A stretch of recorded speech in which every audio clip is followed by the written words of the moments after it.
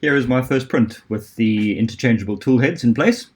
I chose to print it in a purple glitter PLA from Hello 3D and a grey, or well, supposedly silver, eSun PETG. I wanted to see how the two plastics bonded together, or if they did, and actually they bonded fantastically well, which I'm quite impressed with.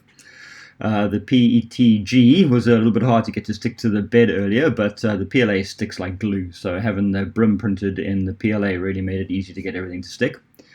I had a few small problems. The PETG I forgot to prime it, so the first layer has a little bit of under extrusion at the start, but it's not really visible. And shortly through the print, I had to stop it and fix a heater fault. Luckily, the Duet software made it quite easy to just pause the print, fix the heater fault, and then resume it. So overall, it looks quite good. Here's the rest of the print, hopefully sped up enough so it's not mind-numbingly boring. But yeah, I'm quite happy. The accuracy of the Toolchanger is much better than I was expecting.